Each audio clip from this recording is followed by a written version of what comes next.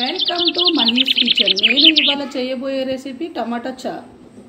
టమాటా చారుకు కావలసిన పదార్థాలు: టమాటో, పచ్చిమిర్చి, కొబ్బరి, వెల్లుల్లి, జీలకర్ర, ఎండుమిర్చి, ఆవాలు, మిరియాలు, ధనియాలు, ఉల్లిగడ్డ, కరివేపాకు.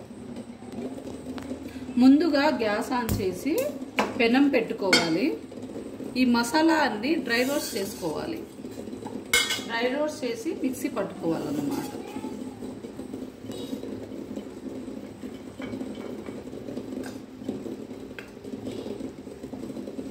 ఇలా డ్రై రోస్ట్ చేసుకోవాలండి.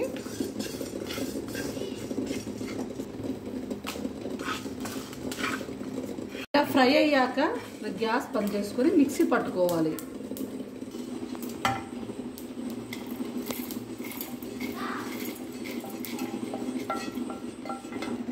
టమాటాల్ని ఇలా ఉడికించి పొట్టు తీసుకొని రసం పిండుకోవాలి. రసం బాగా పిండుకోవాలి.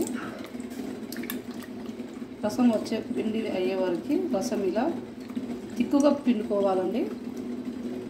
ఈ టమాటా రసంలో కొత్తిమీర వేసి బాగా పిండుకోవాలి. కొత్తిమీర ఫ్లేవర్ బాగుంటుందండి. అందువల్ల కొత్తిమీర వేసి పీలిస్తే బాగా టేస్ట్ వస్తుంది, స్మెల్ కూడా బాగుంటుంది. డ్రై రోస్ట్ మసాలాని ఇలా మిక్సీ పట్టాలండి. కచ్చపచ్చగా మిక్సీ పట్టుకోవాలి. టమాటా రసం కోసం ఇంకో గిన్నె పెట్టుకోవాలి. గిన్నె హీట్ అయ్యాక ఆయిల్ వేసుకోవాలి. ఓకే, 2 స్పూన్ ఆయిల్ వేసుకోవాలి. ఇలా ఆయిల్ హీట్ అయ్యాక వెల్లుల్లి, చిల్లీ, తాలింపు గింజలు వేసుకోవాలి. జీలకర్ర,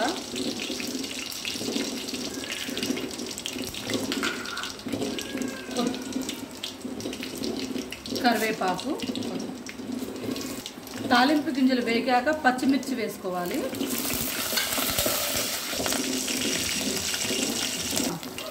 పచ్చిమిర్చి వేగాక మనం మసాలా ప్రిపేర్ చేసుకున్న డ్రై వేసుకోవాలి. ఇందులో కొంచెం పసుపు వేసుకోవాలి. మసాలా లైట్గా ఫ్రై అయ్యాక ఇందులో టమాటా చారు వేసుకోవాలి.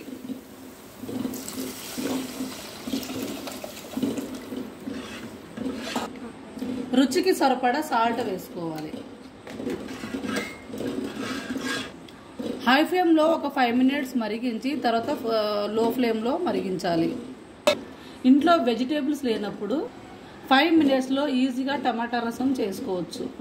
రుచిగా ఉంటుంది, హెల్తీగా కూడా ఉంటుంది. ఇలా రసం ఉడికాక నేనైతే ఒక 5 ఎగ్స్ వేస్తున్నా. అది మీ ఆప్షనల్ అండి. ఎగ్స్ లేకున్నా ఊరికే సూప్ బాగుంటుందండి. సూప్ అలాగే కూడా తినవచ్చు. ఫైనల్గా కొత్తిమీర వేసి స్టవ్ కట్టేయాలి. ఫైనల్గా టమాటా చారు అయితే రెడీ అయిపోయింది. మీ ఇంట్లో రెడీ చేసి చూడండి.